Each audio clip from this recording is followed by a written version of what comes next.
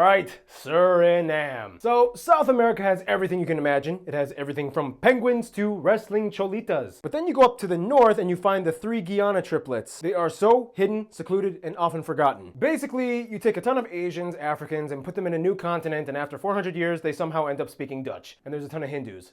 Welcome to Suriname.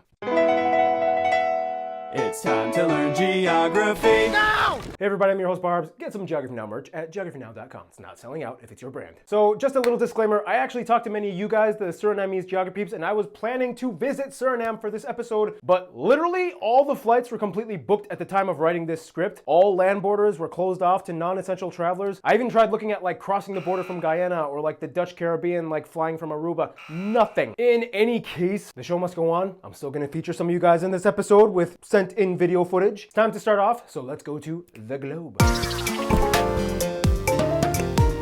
So Suriname is kind of like one of those, whoa, how did that even happen countries? It all begins in South America. So here's the globe. First of all, Suriname is located in the northern section of the South American continent, bordered by Guyana to the west, Brazil to the south, and the overseas territory of French Guiana to the east. To the north lies the Atlantic Ocean. These three, in addition to the eastern part of Venezuela and the Amapa state of Brazil, are sometimes referred to as the Guianas, Spanish, English, Dutch, French, and Portuguese. The country is divided into 10 districts. Most are all concentrated along the coast, where most of the people live. And this big one, Sipaliwini, is just like, okay, whatever, we'll just cover all the rest of the unknown jungle stuff. It doesn't even have its own administrative capital like the others. Suriname also has two disputed areas in the south with Guyana and French Guiana. The one with Guyana at the headwaters of the Corentyne River to the west, and with French Guiana, it lies on the headwaters of the Litani River to the east. If you don't include these disputed areas, it would make Suriname the smallest country in South America. The capital, Paramaribo, lies on the coast and holds about half of the entire country's population. Paramaribo is basically the hub where all roads connect to in the country. The furthest you can go inland on paved road would be the small town of Bukidnon in the Suriname River on the Martin Luther King Highway. Otherwise, the JFK Highway is the longest one that traverses the inland areas all the way to the Corentyne River on the border with Guyana. There are currently no bridges connecting them to Guyana or French Guiana, and all land vehicles wishing to cross must take ferries. Currently, there is also no road access to Brazil in the south. From there, most of the remaining communities inland are only accessible via boat transportation on various rivers that intertwine the complex, thick forests of the interior. The largest and busiest airport where most international travel arrives would be Johan Adolf Pengel International Airport, servicing Paramaribo, the capital of course, even though it's located about 28 miles or 45 kilometers south of Paramaribo. If you want to arrive more central to the city, you can take a plane from Guyana on Trans-Guyana Airways to the only other international airport, Sogonhoop International, which is right in the middle of the city, and it can only accommodate smaller aircrafts holding up to 20 passengers max. Otherwise, the country actually has over 50 smaller regional airports and airstrips, mostly unpaved airstrips across the country, the majority at about 3/4 of all airstrips being located in the difficult to access, mostly native communities of the Sipaliwini district, the southernmost airstrip of the country being in the appropriately named community of Silawipini. Fun fact, Suriname is the only country in South America that doesn't border a Spanish-speaking country. So anyway, getting around in Suriname is not the easiest task. Everything is either a road or a river, and they are considering building a rail line between Paramaribo and Onverwacht. Onverwacht? That means unexpected? Yep, they also have towns named Waterland and Boomjachtlust. The real funny thing is, how did Suriname even become a country? See, back in the 1600 somethings, the UK and Netherlands were pissed at each other, which led to the Second Dutch-Anglo War. It was basically like, stop taking all the bloody trade routes, you greedy no. Which led to the Treaty of Breda, which was like, okay, so we won. We're gonna take your rich, fertile sugar plantations in the Guyana belt and call it Dutch Guyana, and you can keep that small, whatever, cold, depressing New Amsterdam colony in the north. Whatever. Oh no, whatever will I do with it? In any case, Suriname has a lot of amazing sights to see. Here's Geography Peep Sheldon from Suriname to explain. Hi there, Fawaka. The top places to visit and see in Suriname are the historical inner city of Paramaribo. This is a UNESCO World Heritage Site. The most famous places in this area are Forsilandia, a museum and Suriname's first building, the Waterkant and the Independence Square, or as we say in Dutch, head on a Afhankelijkheidsplane, Plain, the Palmatuin or Palm Tree Garden, and the Wakapasi Boulevard. Located outside the historical part are the Central Market, the Reditex Art Gallery, and the different cultural markets, Old Dutch plantations. Fort New Amsterdam, the Pepperpot Nature Park, we have the Biggie Pan Lake. The dark water creeks and white sand savannas are where we locals go to relax. Other top places in the jungle of Suriname are the Bronsberg Nature Park, the Volksberg, the Blanchimari Falls, and the many sulas or rapids where you can lay in and relax because they are usually located next to an eco-resort. Thank you, Sheldon. So much going on in Suriname, especially in the nature side. And they are literally the most carbon negative country on earth. But that's for the next segment, so let's move on. Yeah, Suriname is literally the most forested country on earth. Multiple sources have different numbers on the exact percentages, but I averaged them out to somewhere above 95%. The highest estimate I got was actually over 98%. I mean, if you look at Suriname from above, it's literally almost entirely green. And we shall see it from above in the motion graphic. Suriname is located in the Guyana Shield, a historically coveted region of South America, with not only some of the most fertile land, but some of the highest biodiversity in the world. The shield is known as a craton, one of the oldest and most stable sections of Earth's crust, unaffected by fault lines, as it is centrally located within the South American plate, which means, of course, they don't get any earthquakes or tsunamis. Whoop-de-doo. The further inland you go within this shield, and specifically in Suriname, the land slightly rises to three main mountain chains: the Bakhaus Mountains, the Tumukumak Mountains, and the Wilhelmina in the center, where you can find the tallest peak, Juliana Top, at about 1,200 meters high. From these highlands, the longest river fully within the country, the Suriname River, flows north to the Atlantic, but not before flowing into the largest inland body of water that takes up about 1% of the entire country's landmass, the Brokopondo Reservoir. This reservoir was a byproduct of the Afobaka Dam on the north side, the largest in the country, built in the 60s, and reached its full flooded level in 1971. The reservoir only has an average about 13 meters in depth, which means the more elevated sections of the lake area created hundreds of shallow reservoir islands. The whole country runs on rivers, though, and flanked on the sides of the Suriname River are the Tapanahani in the east, the Kopanam to the west, and on the borders, the Maroni and the Corentine, the longest shared river of the country with Guyana. These are the 5 powerhouse rivers of Suriname. The only section of Suriname that seems to have a stark contrast to the otherwise overbearing green forest format would be the Sipaliwini Savanna Nature Reserve in the south, where the landscape suddenly turns into a somewhat arid grassy hill domain, seldom explored, and continues into Brazil's Tumukumake Mountains National Park. Now, you would think with lots of trees and forests, Suriname would be loaded with cropland. Well, not really. See, only about 1% of their land is arable, and only about half of that 1% is cultivated. Yeah, just because you got a lot of trees doesn't mean you have to have a lot of farms. Also, random fact. There was this one time where this helicopter flew into the forest, but it crashed, and they actually never found the helicopter again because the forest is so super dense. The moment you get lost, you will probably never be found again.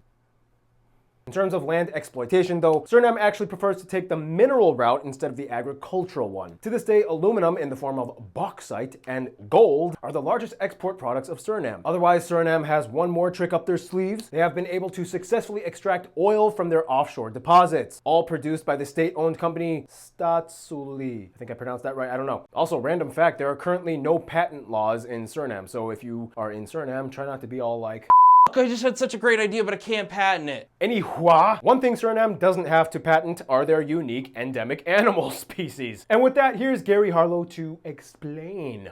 Gary Harlow here. He's got a hat. As the most forested nation on Earth, obviously you're going to get an influx of wildlife. Today, there are nearly 200 mammal species, nearly 300 reptiles and amphibians, over 700 birds, like the national animal, the lesser kiskadee. Nice. The country has 16 protected areas and reserves, taking up about 1/8 of the entire country's landmass. Many new species are being discovered by scientists every year, like the blue poison dark frog in the South Sipaliwini Nature Reserve. And speaking of amphibians, we can't let you get away from an episode about Suriname without talking about the Suriname toad. Viewer discretion advised. This flight bastard has one of Mother Nature's most...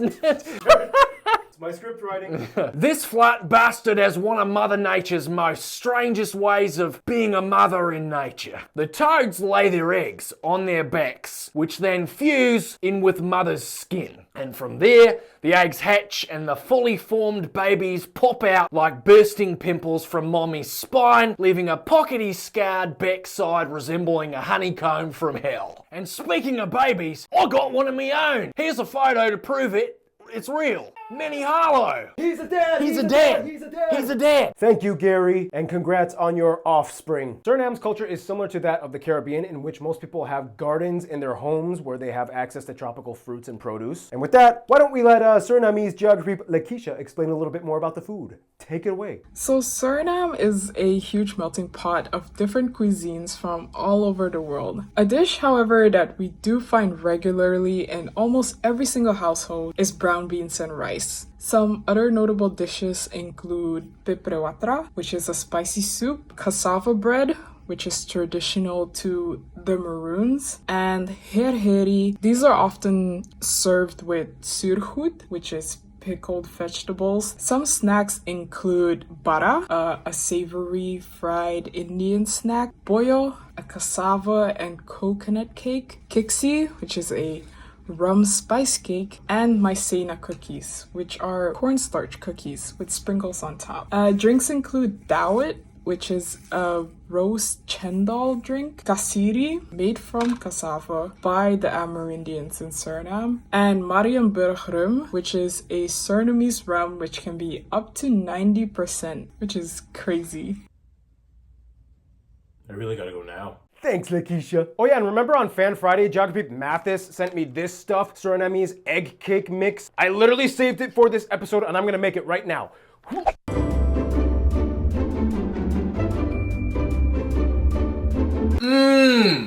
Good food, good people. All right, well anyway, let's move on to the next segment, the people of Suriname. Go!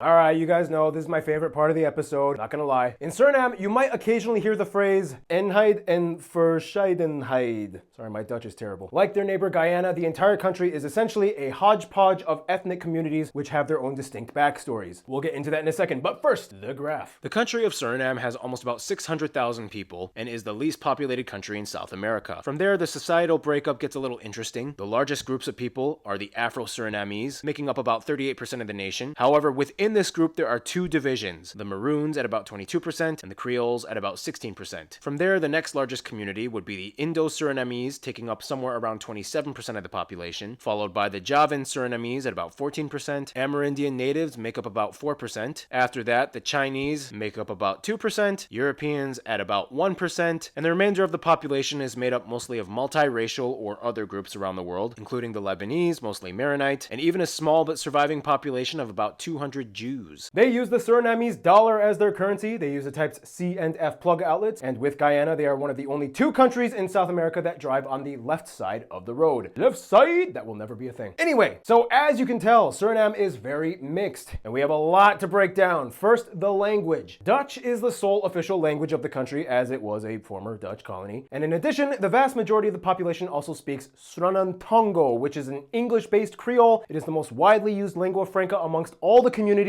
and it is used interchangeably with Dutch in daily life. Even the national anthem is shared, half Dutch, half Suriname-Tongo. And then it gets even more complicated because there are about 14 locally recognized languages used amongst the various ethnic groups. You go to Suriname, you'll see a lot of code switching. On top of that, much of the country can communicate in English as well. Many learn it as a third language. So how did all of this manifest? Well, long story short, and actually it's not going to be a long story short, I hope you can pay attention to all this. Let's start with the Afro-Surinamese. Why are they divided into two? Well, basically during the Atlantic slave trade years, many Africans were brought over to Suriname. Within that time, many of them escaped the plantations that they were forced to work on into the rainforest. And through ethnogenesis, that's when a new ethnic group is created, they created their own tribes and societies. These people are known as the Maroons. The most fascinating thing is that even after 4 centuries, their languages still maintain intelligible roots to West African origins. There's actually a documentary called Suriname Meets Ghana, in which a Ghanaian man visits a Maroon village in Suriname and is able to communicate with them using the Akan language. It's quite trippy, check it out. On that note, the Creoles are descended from the ones that didn't escape or the ones that mixed with Europeans and had biracial children. This community became more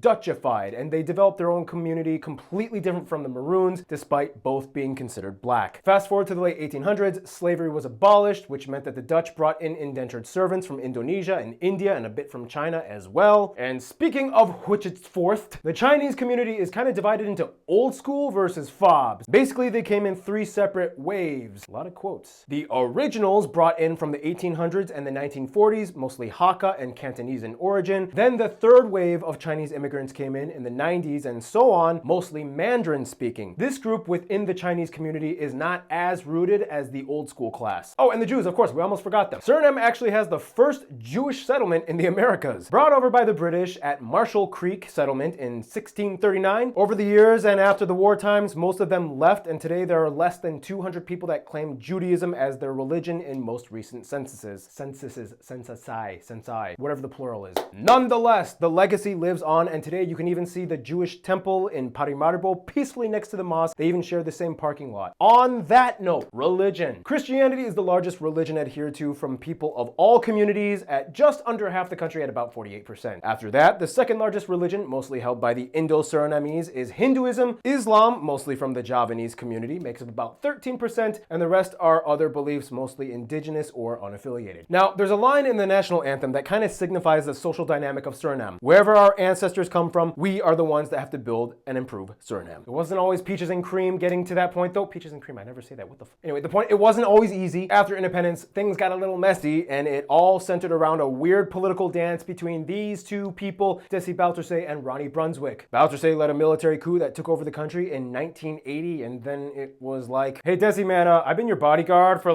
since the beginning. Can I get a raise? No! Well, can we at least talk about the rights of the Maroons, my people? No! Okay, well then I hate you now.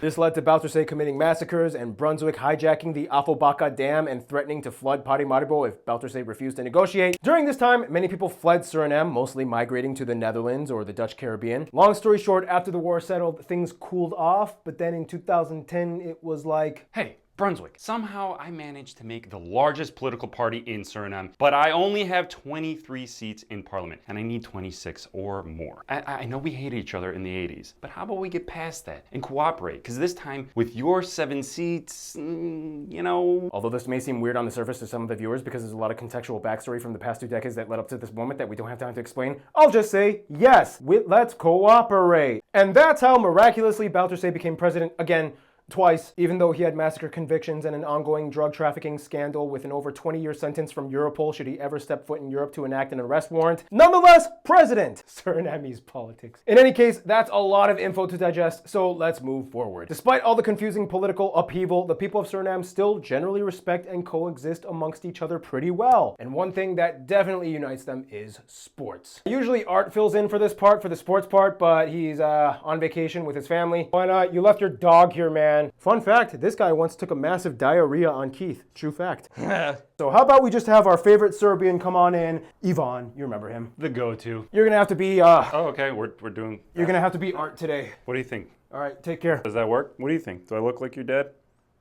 So in Suriname, recreation is, of course, a big part of life. Everyone in Suriname will hail swimmer Anthony Nesty. Well, Suriname's first ever, and so far only, Olympic medalist, he was also the first black swimmer to ever win a gold medal at the Olympics. And he even went on to coach the US Olympic swim team at the Tokyo Olympics. I mean, this guy's freaking amazing. Otherwise, the Surinamese will also probably mention track and field star Letitia Friesde, winner in multiple regional competitions like Central American and Caribbean Games, and even a silver in the World Championships. She is also the first, and to this day, the only sports person from Suriname to compete at 5 Olympics. For the #1 sport, though, all Surinamese will probably agree.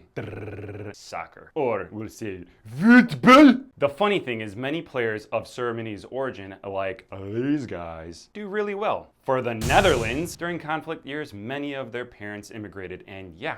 The interesting thing, though, is that for the longest time, Suriname was strict and would not allow Dutch athletes to compete for Suriname, regardless of their background. Rude. That rule has just changed, though. As of 2019, the Suriname Football Association would allow sports passports for Dutch citizens of Surinamese descent to play on their national team and represent Suriname. And they are definitely seeing results, folks. But anyway, those are probably the biggest sports highlights, and with that, we bring it back to you, Barbs. Thank you, Yvonne. I mean, they also kind of do a little bit of cricket. They just joined the International Cricket Committee in 2002, but it was just kind of like, hey, Guyana and the rest of the Caribbean are doing it, so I should too. Their team's not that good yet. Moving on. Suriname, as you can see, is loaded with a colorful society and people. To explain a little bit more on the Surinamese culture, here's Hannah with Random Hannah's Culture segment.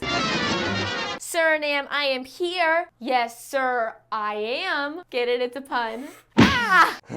So with Suriname, each of the major communities has their own set of unique traditions and customs. For example, Maroon societies are divided into Loos or clan, and Bees or lineages, each based on matrilineal ancestors. At the head of the Maroon community sits the chief or grandman or gama. He is appointed for life by his people and further recognized and sworn in by the Surinamese government. Indo-Surinamese people are kind of like a pan-North Indian fusion community, and their language is still intelligible to many Indians in India today. Even the current president, an Indo-Surinamese, took his oath on the Vedas while speaking ancient Sanskrit. They celebrate typical Hindu festivals that everyone gets involved in, Indian or not. The Javan Surinamese community is probably the best at maintaining their mother tongue. The sad thing though is that today the language is dying. In the 70s, Suriname lost somewhere around 20 to 25,000 Javan people that migrated to the Netherlands, which was a significant portion of the community. Today, about 2/3 of them are Muslim, making it the highest percentage of Muslims per country in all the Americas. And of course, the native indigenous Surinamese community is very noticeable. There are 8 tribes, the largest being the Kalina and Lokono. They are basically cousins of the Arawak and Carib peoples. We discussed about these people in past episodes. You know, the ones that migrated to the Caribbean islands. Those guys. A lot of these people still practice traditional customs. For example, the Kalina take funerals very seriously with a ritual called epeketono. There's body paint, music, and they burn the deceased's belongings. Some of the Lokono people have rite of passage customs for boys and girls, and tobacco is considered a sacred plant, never smoked for recreational purposes, but for prayers. And speaking of festivals, the country has lots of them that everyone participates in. You have the Biggie Biggie Broki Waka, the AVD Festival, Ketikoti, or Abolition of Slavery Day, Independence Day, and the largest one of the year probably being the New Year's Eve. Oh, and speaking of arts and festivals, Suriname actually only has one cinema in all of the country. If you want to learn more about Suriname's film industry,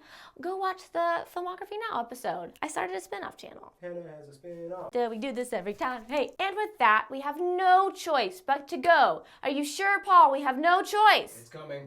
Keith segment. Here you go, people. He actually lives here now. No, he doesn't. Yeah, that's actually right. I live here in this hood. By the way, I love Emperor. They're a great band. This is my commentary. Don't sue. Anyway, music in Suriname. Basically, the 4 largest ethnicities have their own musical genres. For the Creoles, you have Kawina, Kaseko, and Kabola. Within these styles, there's lots of cool vocals and percussion. For the Indo-Surinamese, they like to play chutney, even though it originated in Trinidad, and Baitak Ghana. It's like a Caribbean Indian fusion genre with keyboards and the dolak drum. For the Javanese community, pop Java is very popular. Shocker. And if you're lucky, you'll see a gamelan orchestra. Oh? And finally, the Maroons. They prefer a more traditional tribal style of music, almost exclusively using percussion as the sole instrument. They have styles from Awasa, which is like a fast footwork dancing style, to Seketi, which is a female harmonized vocal style with tons of claps. Fun fact, every 2 years there is a huge popular music festival called Suripop. It's basically a competition in which the winner is the composer and not the singer, which I actually think is correct. It is broadcast nationwide and the winner gets a trophy and or a cash money prize. Over the years, so many popular artists or groups, either from Suriname or Surinamese, have popped up like these guys. Comment below and let us know what you think. Anyways, my name's Keith. That's it for me. I love y'all. Goodbye. Woo! Thank you, Keith. So there's so much to Suriname. You got the music, the culture, the people. So the only question left is, who does Suriname hang out with? Let's find out in the the Friends of Suriname. Now, the country is quite diverse, but how does that diversity play into the way how they interact with the rest of the diverse world? For one, Suriname is actually heavily tied in with Switzerland and Liechtenstein, as they are both top exporters in Europe, especially in the gold sector. France has an embassy in Suriname and has been cooperating with Suriname for a long time due to their border with the overseas territory of French Guiana. Nonetheless, the European country they probably have the closest ties to would probably be the Netherlands. As one of the 3 countries of the Dutch language union that South Africa and Namibia refused to join despite speaking Afrikaans, they are closely tied both linguistically and relationally. Many people from each country has family in the other. They visit and study abroad in each other's nations, but mostly Surinamese to the Netherlands, and much of their economy comes from the Dutch, and overall they get each other. Indonesia, India, and China are kind of like the distant ancestors saying, "Hey, diaspora, we still love you and want you to hold on to your roots." Each of these countries also has an embassy in Paramaribo, which offer community classes in everything from language, music, cooking, and traditional dance, all to encourage the Indo-Javan and Chinese Surinamese community to keep in touch with their roots. Nonetheless, their closest inner core group of friends would have to be the Caribbean nations, as they are a member of CARICOM. It depends on who you ask, but many Surinamese people I have talked to have said within the Caribbean, Guyana and Trinidad are very close. All 3 have very similar backstories and demographical makeups, including Indian and African diaspora communities. Each one has at some point dealt with the same struggles and obstacles that led to their independence. They love each other's music, food, many intermarry between these 3, and they overall understand each other pretty well. Nonetheless, if we want to get really technical, the Dutch Antilles would probably be the closest friends they have, specifically the ABC Islands, the constituent countries of Aruba, Bonaire, and Curaçao, although technically part of the Netherlands. These 3 islands have the closest connection to Suriname. Obviously, as Dutch-speaking entities, not only do they relate linguistically, but they share a deep cultural bond and even usually act as hubs for most international flights entering into Suriname. These guys are kind of like the last hanging remnants of anything Dutch-speaking in the Americas, so they kind of have to stick together and support each other. Oh yeah, and also St. Eustatius, St. Martin, and Saba. Geez, those 3 are so small and secluded. Can't forget them though. All right, and in conclusion, I asked some of you guys what you would say to conclude this episode. Here's some of the stuff you guys said. I do really feel this connection with my African heritage, but also with my Asian heritage, because my mom is the Creole, my dad is the Japanese. The nice thing about Suriname is actually that it's still pure and still a lot of rainforest and still a lot of nature, and it still has this easygoing, relaxing culture. So I'm very proud to say that I'm from Suriname. I like watching people's reactions when I tell them that. There is so much racial and religious diversity, and I think that's what makes Suriname so very interesting. I think it shows, in a way, humanity's greatness, because I think all the different cultures have their own wisdoms and their own knowledge or views of life. Cycling home in the cold Dutch weather, and all I was thinking about was I want to go home and just be warm. I'm grateful to be a Surinamese, with all the blessings as well that this country comes with. We don't have volcano eruptions or big earthquakes, so that's something to be grateful of. 5 different ethnic groups just united as one. It doesn't matter where in the world we go, we will always call Suriname our home. In a way, I guess Suriname really is the hidden emerald gem within the northern part of South America, and it always kind of maintains its united yet unique fusion identity with grace and pride. Really wish I could have visited this country for this episode. Sorry I couldn't. Maybe sometime after upload I will. But in the meantime, hope you're doing well, Suriname. And with that, stay tuned. Sweden is coming up next.